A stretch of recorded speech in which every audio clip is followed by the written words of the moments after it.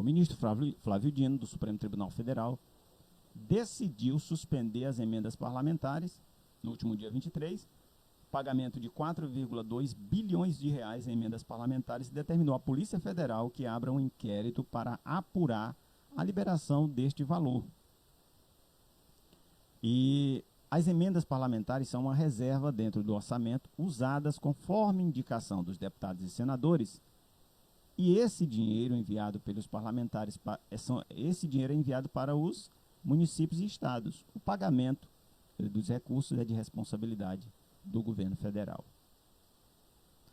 Além das determinações acima emitidas, isso aqui é uma citação dentro da reportagem.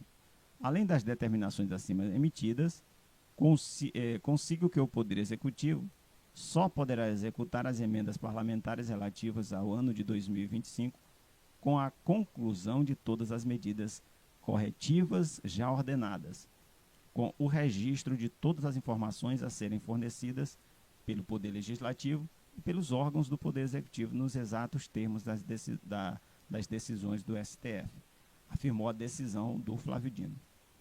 A decisão do ministro Flávio Dino foi em resposta a um pedido do PSOL, que apontou irregularidade na destinação dos 4,2 bilhões em emendas das comissões. Esse tipo de emenda, que não tem pagamento obrigatório, é indicada por colegiados temáticos do Congresso, tanto da Câmara quanto do Senado. A modalidade foi turbinada após o STF derrubar as emendas do relator. Então, o que o STF fez?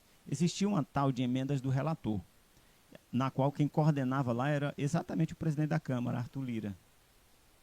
E aí as pessoas que eram beneficiadas com a emenda do relator eram exatamente aqueles que votavam conforme, né, se acertava. O que parecia um beneficiamento conforme as votações fossem acontecendo. Se fosse a favor, você era pago com a emenda do relator. Parecia algo assim, né?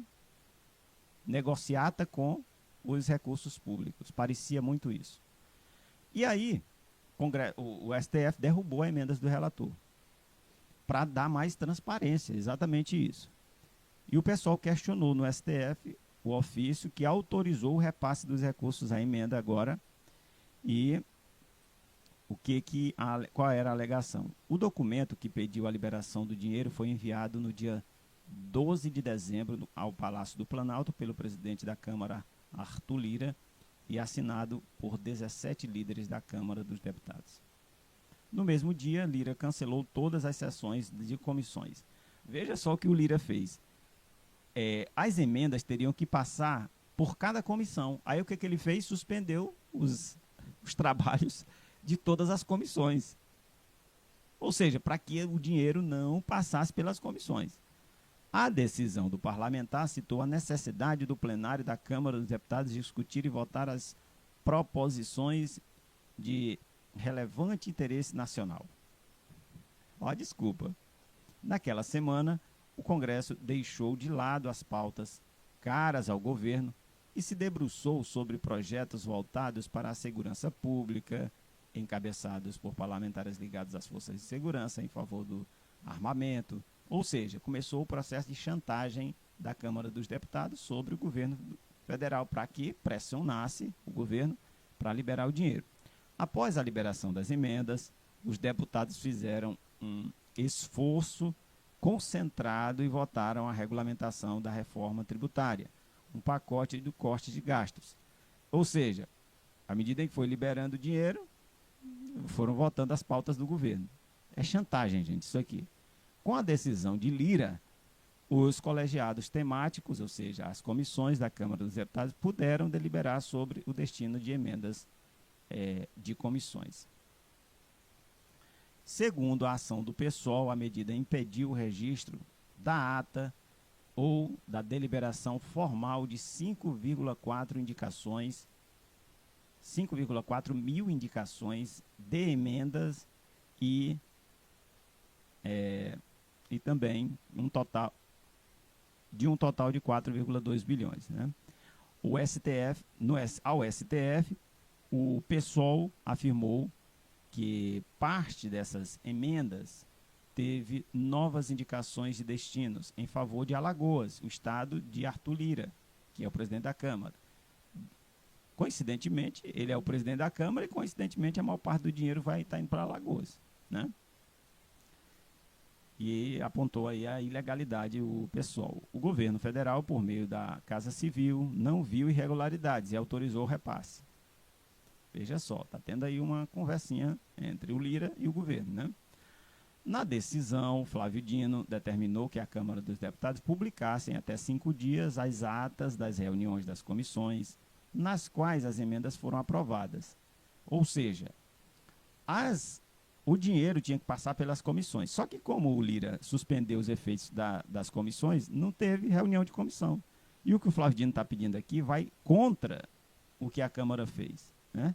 Esses registros devem ser encaminhados à Secretaria de Relações Institucionais da Presidência, chefiada por Alexandre Padilha, responsável pela relação do Planalto com o Congresso. O ministro do STF também decidiu que o pagamento das emendas só poderá ser feito depois que essas atas chegarem ao Planalto e desde que sigam os critérios de transparência, rastreabilidade destes recursos em decisão, conforme decisão tomada no último dia 4. Vocês estão compreendendo como é o negócio, a situação, como é grave? Por fim, determinou que as emendas de 2025 só poderão ser autorizadas caso os requisitos sejam cumpridos. O ministro Padilha afirmou que, mesmo antes de conhecer os detalhes da decisão para confirmar que o governo cumprirá a determinação, o governo vai cumprir sempre à risca a decisão do STF. Esse é o governo que respeita as decisões, disse o ministro. Os repasses das emendas foram suspensos pelo STF em agosto, após as entidades questionarem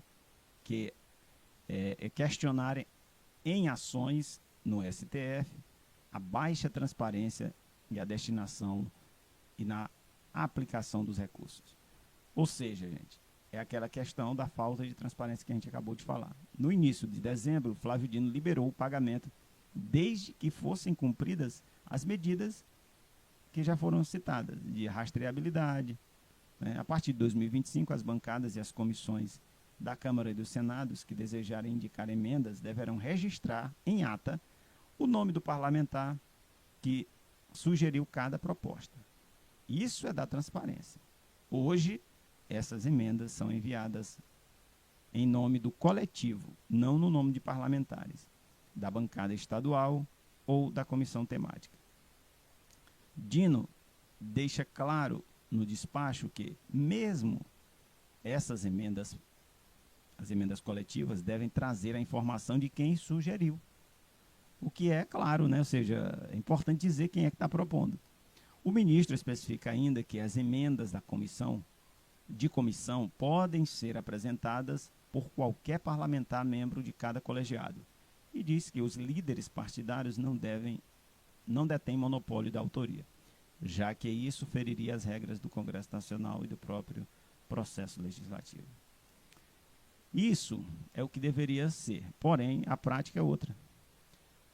O que a gente está vendo aí é um loteamento e um sequestro de parte dos recursos que deveriam ser executados pelo Executivo. O Legislativo simplesmente agora está abocanhando recursos que são do Executivo, que são para que o Executivo execute, o Executivo aplique. Então, gente, estamos vendo aí, de forma escancarada e vergonhosa, um Congresso Nacional que age para deixar de forma obscura os recursos que são de toda a população. Então, é importante esse enfrentamento. Estou gostando de ver a atuação do Flávio Dino, porque me parece muito correto que o que ele está defendendo é que haja transparência.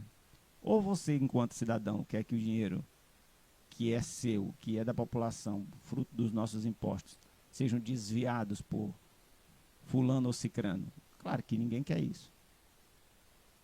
Ou seja, a não ser aqueles que querem, né? A não ser aqueles que desejam praticar o que é errado.